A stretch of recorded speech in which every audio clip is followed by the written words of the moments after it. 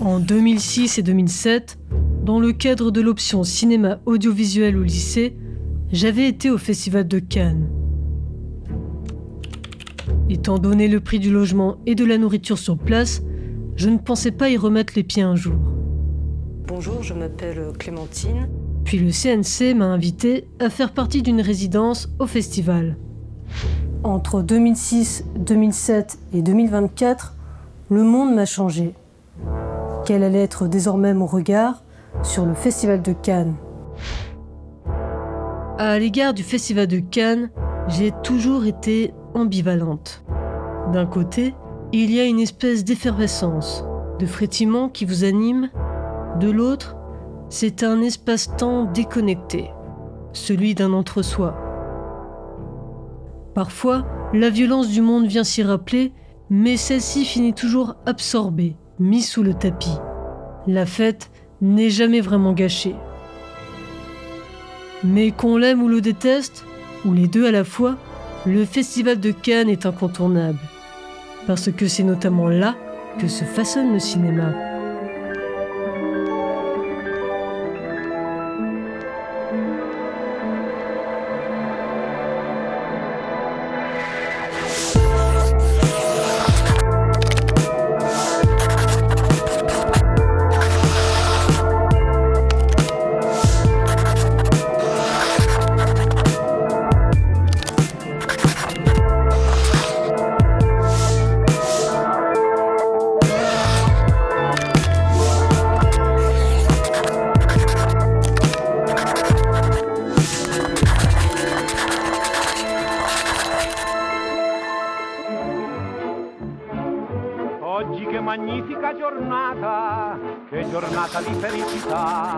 C'est notable.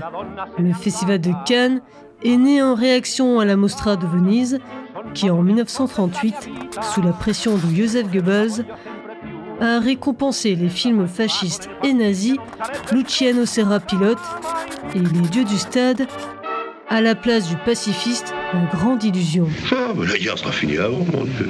Tu fais des illusions. Tu crois ? C'est le haut fonctionnaire Philippe Erlanger qui en a l'idée, alors qu'il ne trouve pas le sommeil dans le train de retour de la Mostra de Venise. Vous ne trouviez pas le sommeil parce que le wagon-lit était dur? Non, c'était d'abord il y avait des raisons d'ordre très général, nous étions à la veille de Munich, et puis je me remémorais ce qui venait de se passer au Festival de Venise, qui s'était terminé dans le tumulte, parce que la politique avait complètement changé les décisions du jury. Et de nombreux pays, notamment les pays anglo-saxons, avaient décidé de ne pas y retourner. Mêlant différentes parties, la naissance du festival est complexe et irréductible à un seul agenda. Pour la France notamment, le Festival de Cannes sert à assurer ses propres intérêts. Dans l'après-guerre, alors qu'il connaît sa première édition en 1946, après celle avortée de 1939, le Festival de Cannes devient en effet un outil de lutte contre l'hégémonie culturelle états-unienne et doit permettre de revigorer l'industrie cinématographique française qui a été ravagée par la guerre. En opposition à Hollywood qui fait du cinéma une marchandise, le Festival de Cannes, lui, le positionne comme un art, conjointement à l'institutionnalisation d'une cinéphilie savante en France. D'ailleurs, si c'est la ville de Cannes qui a été choisie, c'est parce qu'en tant que station touristique fréquentée par les élites, elle rappelle, comme l'explique Mareike de Valk, une époque antérieure à l'hégémonie d'Hollywood, où les arts étaient soutenus par ces mêmes élites.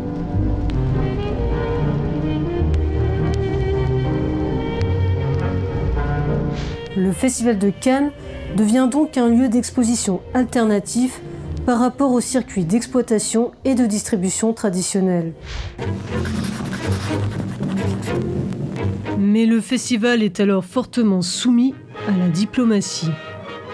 En effet, les films étant sélectionnés par les nations elles-mêmes, le Festival de Cannes constitue une sorte d'Olympiade du film. Il s'agit de manifester avec un retard d'une semaine et demie la solidarité du cinéma sur les mouvements étudiants et ouvriers qui se passent en France. la seule manière pratique de le faire est d'arrêter immédiatement toute projection. Non. La solidarité avec les étudiants et les ouvriers, et vous me parlez travelling et gros plans. Vous êtes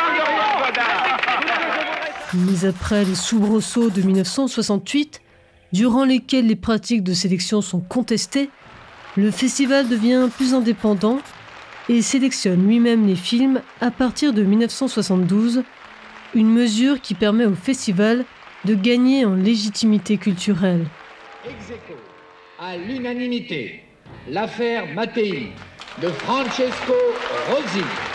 Italie.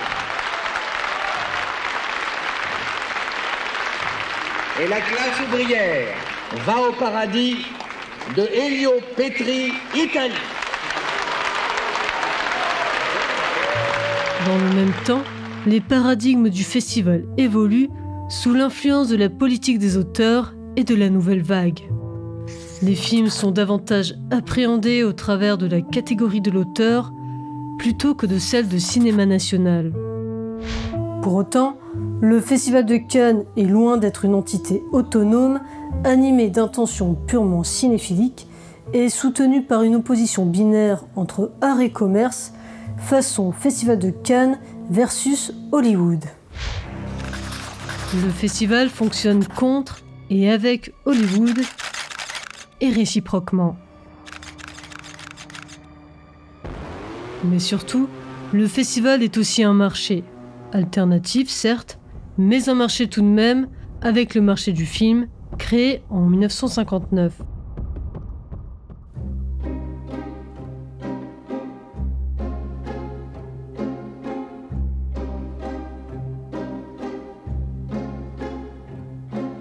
Néanmoins, si le Festival de Cannes jouit désormais de cette image de haut lieu du cinéma d'auteur mondial, c'est parce qu'il s'aligne et continue de s'aligner sur le discours autonome de l'art pour l'art. Il a en fait un intérêt stratégique à adopter ce discours, celui de distinguer et de positionner le marché du cinéma d'auteur sur le marché mondial du cinéma. Souvent on dit le Festival de Cannes est politique, c'est pas nous qui sommes politiques, c'est les artistes qui sont politiques. C'est pourquoi son délégué général, Thierry Frémaux, s'acharne à rappeler que le festival n'est pas politique. Dans cette entreprise, le festival ne cesse donc de se légitimer en produisant justement de la légitimité culturelle. Par sa sélectivité qui distingue des films du reste de la production cinématographique mondiale annuelle, ses rituels comme celui de la montée des marches, Jacques Audiard qui salue Madame la Ministre, sa capacité à faire entrer les films dans l'ordre du discours, on parle, on écrit sur le contenu et l'esthétique des films, sa médiatisation, mais surtout sa cérémonie de remise des prix, le Festival de Cannes ajoute de la valeur culturelle aux films et à leurs auteurs.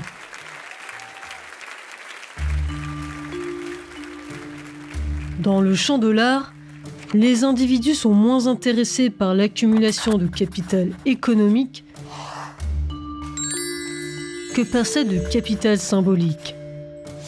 Le capital symbolique peut néanmoins se convertir en capital économique. Et en matière de festival de cinéma, c'est celui de Cannes qui en donne le plus. Au sein du réseau des festivals de cinéma, il est hiérarchiquement parlant au-dessus de tous les autres. Mais si le Festival de Cannes s'implique dans ce que James English a appelé une économie du prestige, ce n'est pas tant pour les films que pour lui-même. C'est ce qu'explique mon camarade Raphaël Jodon, citant le livre de Chloé Delaporte, La culture de la récompense, dans une émission du podcast Une invention sans avenir, consacrée au Festival de Cannes.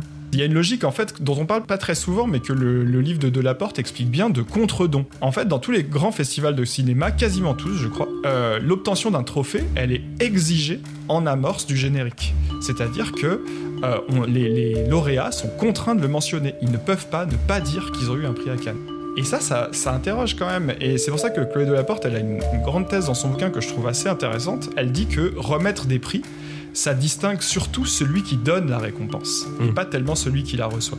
C'est-à-dire que ce sont les films qui servent le festival et pas le contraire. Se glisser dans le rôle de juge permet au Festival de Cannes de se légitimer. Et à partir de ce rôle de gardien de la culture cinématographique qui s'est construit et donné, le festival, aux côtés d'autres institutions, produit, débat et canonise la culture cinématographique au travers de certaines catégories. Celles de cinéma national, de nouvelles vagues et d'auteurs.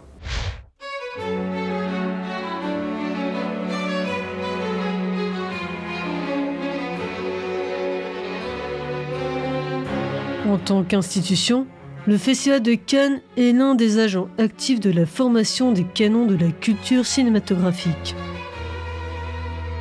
Sous l'hégémonie de la catégorie d'auteurs, le Festival de Cannes construit notamment des auteurs. C'est pourquoi chaque année, à l'annonce de la sélection de la compétition officielle, des voix s'élèvent pour souligner l'absence de femmes. Car qui a le droit d'être auteur ? Qui peut monter les marches, rejoindre Thierry Frémaux, l'indéboulonnable délégué général qui patiente en haut des marches comme un Saint-Pierre débonnaire, pour reprendre les mots d'Arthur Ségard.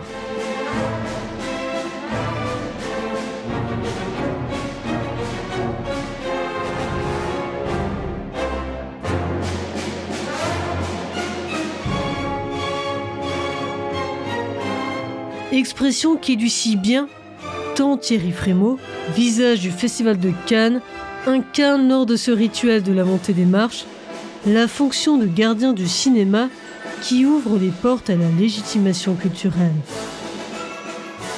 Bref, qui peut potentiellement entrer dans l'histoire du cinéma.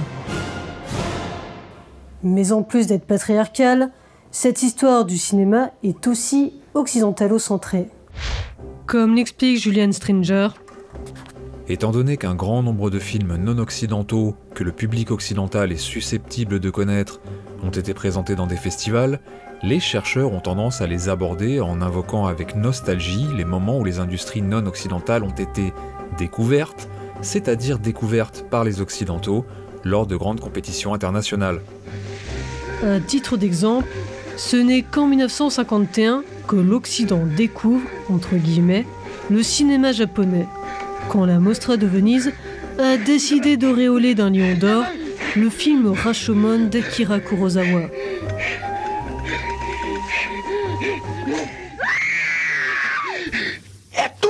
Mais de manière générale, les auteurs non occidentaux qui sont entrés dans l'histoire du cinéma ont pour beaucoup d'entre eux vu leurs films sélectionnés et ou récompensés dans des festivals tels que Cannes ou Venise. Pour contrebalancer cette tendance, et afin de mettre en valeur les cinématographies non occidentales, notamment celles du sud post-colonial, de nouveaux festivals se créent à partir des années 60. Le réseau des festivals s'enrichit, mais demeure néanmoins fortement hiérarchisé. Certains festivals ont tendance à se situer au centre, avec le Festival de Cannes au centre de tout, quand d'autres, en particulier ceux du Sud, se retrouvent relégués à la périphérie. Une hiérarchie qui peut être attribuée selon Abbé Marc Nornès, cité par Skadi Loist, à de vieilles structures post-coloniales enracinées, aussi bien qu'à des barrières linguistiques issues d'une longue tradition eurocentrique, d'abord l'Europe, puis ailleurs, ou respectivement d'abord Hollywood, puis ailleurs, qui a entravé la libre circulation et l'échange, entraînant les cultures cinématographiques européennes et nord-américaines ainsi que leurs festivals à ignorer et négliger l'importance des cultures cinématographiques non occidentales. Cette hiérarchie produit un cercle vicieux. Les cinéastes non occidentaux, en particulier ceux du Sud, vont privilégier les festivals occidentaux bien établis, car ces derniers vont leur apporter plus de capital. Mais en conséquence, les festivals du Sud global, ne parvenant pas à obtenir l'exclusivité de première, ont donc du mal à rivaliser avec ces festivals, et ainsi de suite. Mais par ricochet, cette hiérarchie produit un autre effet. En tant que gardiens de la culture cinématographique, les festivals prédisposent les cinéastes à produire des films qui siéront au circuit des festivals occidentaux les plus établis. Dans leur introduction à l'histoire du cinéma, Christine Thompson et David Bordwell expliquent. Pendant des décennies après la guerre, Satyajit Ray a été le seul cinéaste indien largement connu dans la culture cinématographique européenne et anglo-américaine. Son premier film, Pater Panchali, a été primé au Festival de Cannes, et sa suite, Aparajito, a remporté le Grand Prix à Venise. Malgré son enracinement dans la culture indienne au sens large, les films de Ray sont plus proches du film d'art européen que du cinéma commercial indien, et la plupart de ses films ont été plus populaires à l'étranger que dans leur pays d'origine.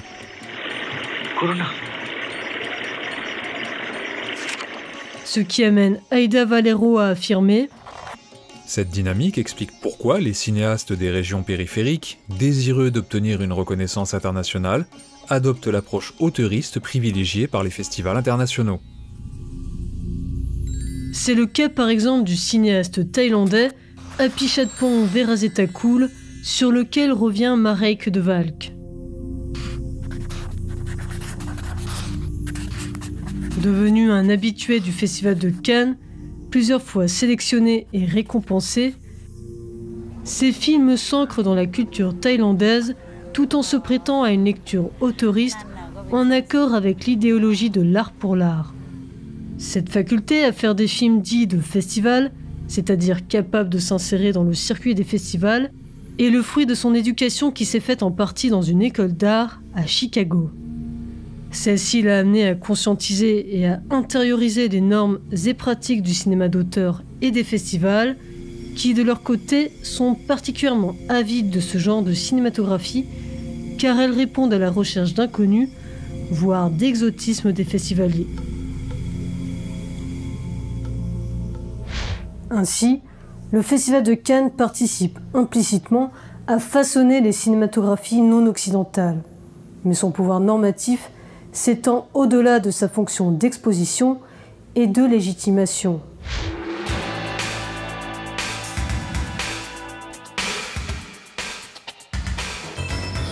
À partir des années 80 et 90, sous l'effet de la montée du néolibéralisme et de l'accélération de la mondialisation, le marché du cinéma d'art et d'essai se mondialise et les coproductions transnationales deviennent la norme. Dans le même temps, les institutions culturelles se tournent elles aussi vers de nouvelles logiques de marché. Dans ce cadre, le Festival de Cannes, et plus largement les festivals dans leur ensemble, s'adaptent.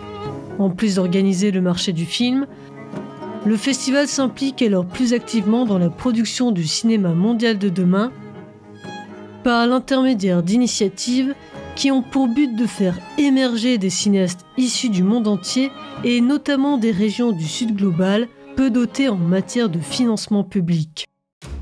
Mais des chercheurs ont formulé certaines critiques sur la manière dont les fonds mis en place par les festivals tendent à façonner les cinématographies, notamment celles du Sud global, en plus d'affaiblir dans certains cas les marchés intérieurs. Pour bénéficier de fonds, les projets de films doivent en effet se conformer à certaines normes. Être locaux, authentiques et enracinés dans des cultures traditionnelles pour contribuer à la diversité du cinéma d'auteur mondial, tout en étant à la fois universels, afin de satisfaire le public international du cinéma d'art et d'essai, chose qui est moins exigée aux cinéastes occidentaux dont les films sont moins appréhendés par la catégorie de cinéma national. Deborah Shaw estime toutefois qu'il est difficile d'extrapoler à l'ensemble des cinématographies du Sud et qu'il faut examiner au cas par cas selon les régions. S'il existe des cas de films façonnés, déformés pour le regard occidental, ces fonds ont aussi notamment, par exemple, créer des espaces pour les films d'art queer argentins, réalisés par des femmes qui étudient la sexualité et les familles non traditionnelles. Dans le cas du Festival de Cannes, Dorota Ostrovska affirme que les films, initiés par l'intermédiaire du programme de la résidence, peuvent être qualifiés de films d'art et d'essai franco-mondial. En plus d'être largement informés par l'éthos très français du cinéma d'auteur, le développement de ces films se fait en effet au contact de professionnels français. En d'autres termes, il s'agit, écrit-elle, de projets transnationaux avec une forte connotation française.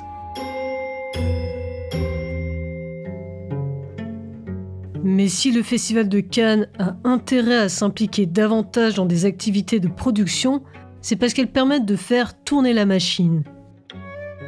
Pris dans des relations concurrentielles vis-à-vis des autres festivals, le Festival de Cannes est en recherche constante d'exclusivité, de découvertes, qui viendront consolider son image de marque ainsi qu'accroître son prestige culturel en tant qu'initiateur ou découvreur de tels talents.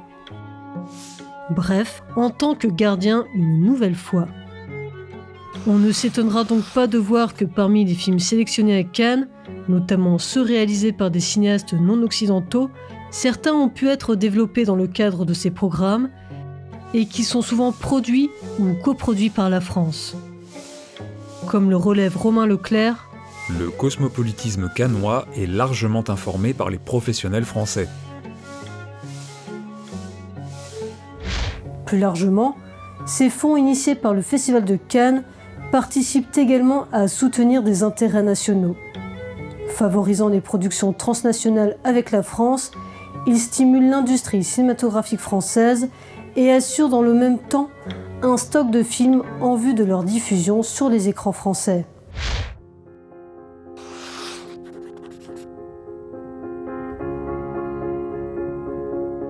Quand j'avais été au Festival de Cannes en 2006 et 2007, je ne faisais que voir des films, environ 3-4 par jour.